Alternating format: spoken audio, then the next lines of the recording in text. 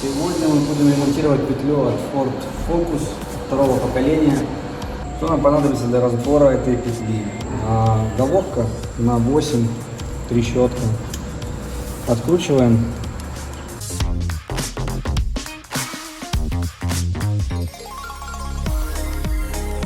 Берем из комплекта втулку золотую.